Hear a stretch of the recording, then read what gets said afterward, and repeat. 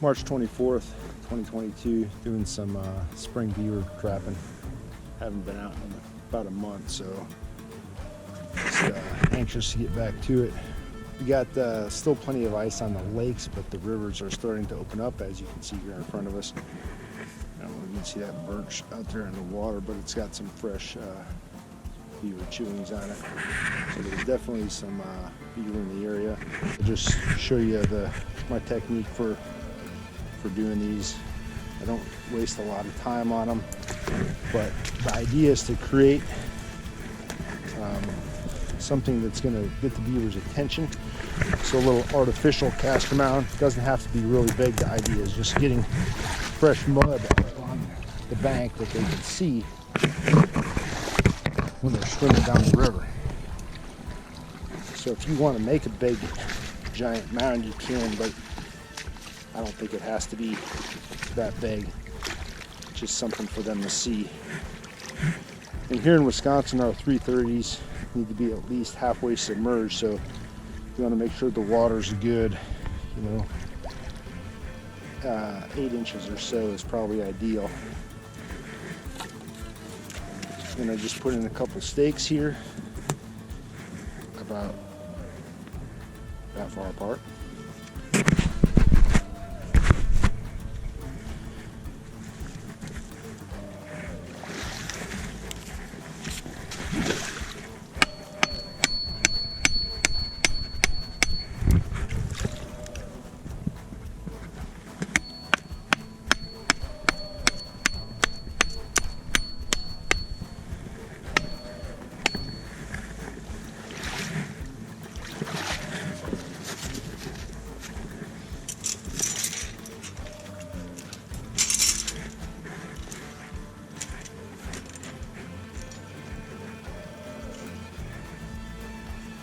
So for these, I always set these 330s upside down.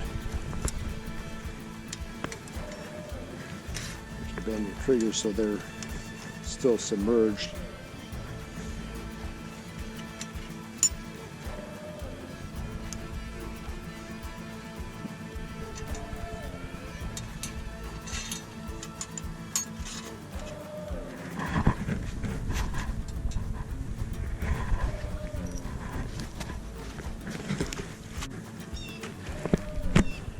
Alright, so there the trap is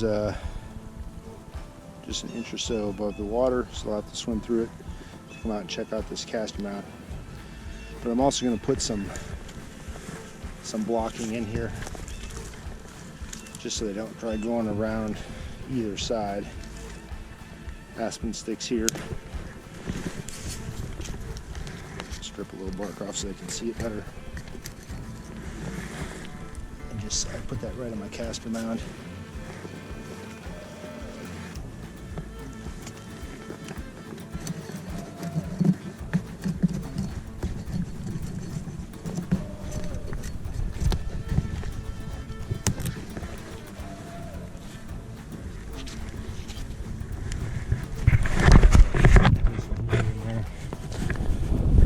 I carry a couple different kinds of lures, especially if I'm setting this close together. I'll use 2 different lures.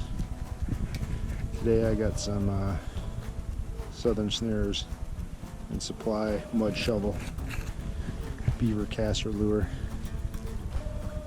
Let's put a glob on there. Stick that right on the Castor mound. Alright, over here on the other side of the bridge, can see, I don't know if you can see, it just snowed last night about 2 inches, and there's a fresh trail going out there from Beaver, getting some fresh sticks. So went ahead and put 2 more Castor mound 330 body grip traps here, aspen stick here, and then my artificial Castor on there with some lure on it. So we'll see what we get here.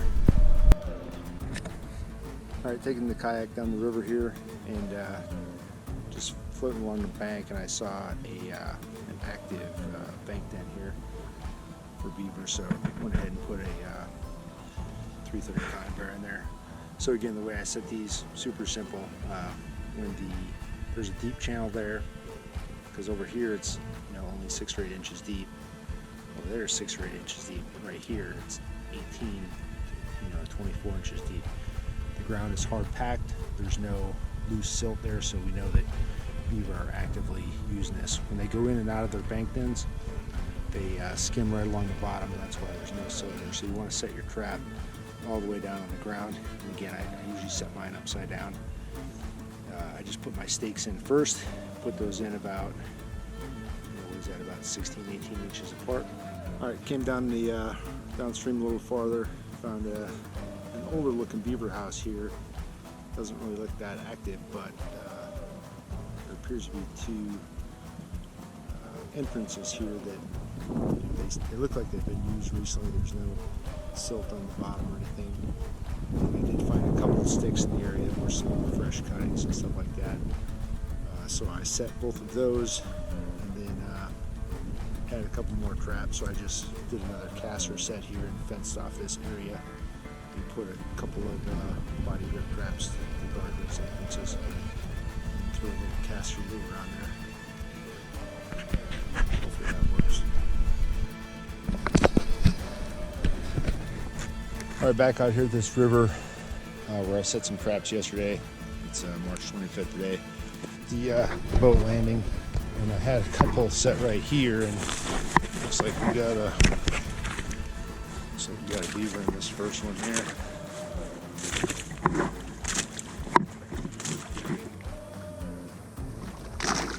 So it got down below freezing last night. Hopefully that didn't mess up too many of my other sets.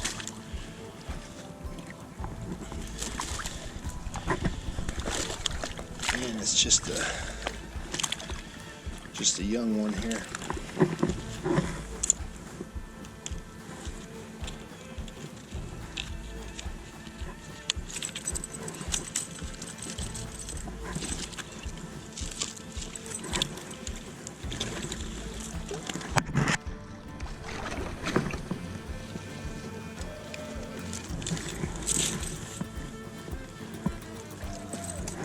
But he's a fatty.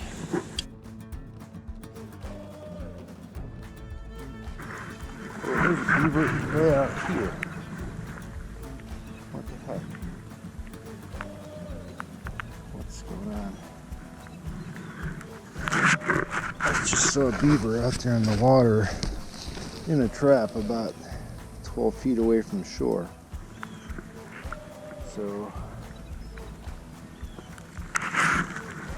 So let's figure this out. I had a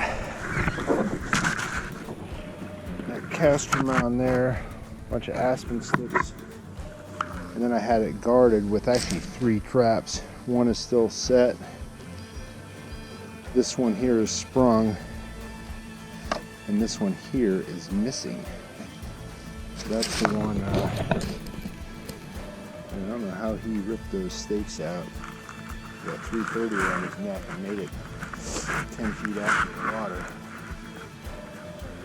But pretty good. So we'll get him. It looks to be a pretty big beaver right here. But that's a good one.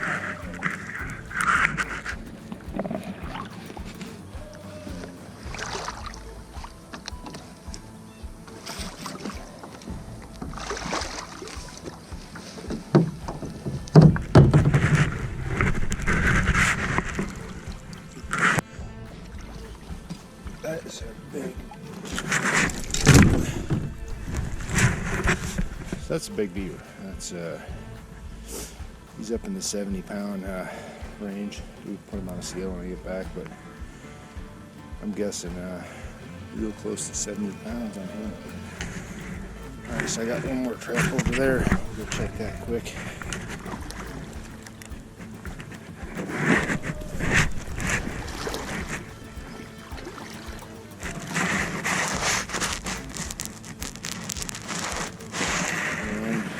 Got another beaver. You can see down there in the water.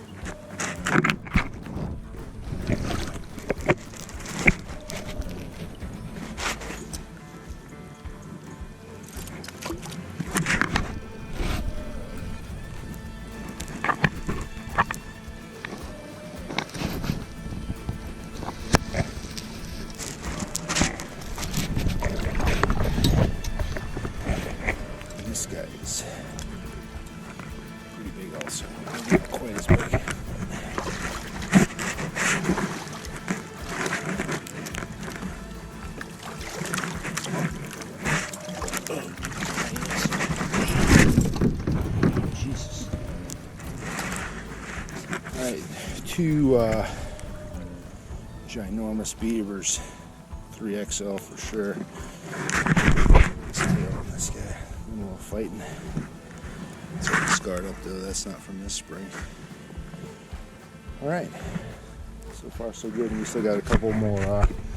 These two banked in traps down the back upstream that I passed by on the way here. I didn't check them. We'll hit those on the way back.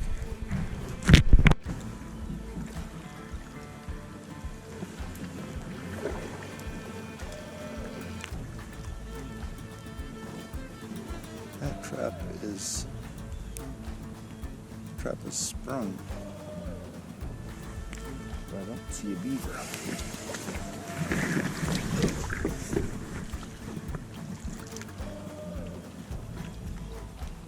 Ah, there is a.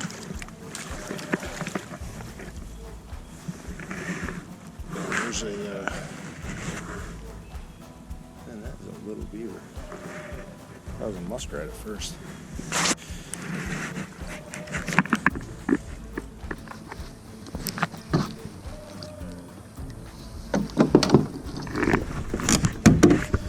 It's a little guy, but it's a nice, thick, extra dark fur. Maybe worth a few bucks. We're going to be having beaver for dinner tonight. So that's good. Me and the boys. You know what? Another thing I've been wanting to try is beaver tail. I'm looking at some different recipes on how to cook that up. Doesn't look really appetizing, but you know, it's one of those things everybody says you gotta try it. Well, not everybody. A very small group of people say you gotta try it, so I'm gonna give her a shot.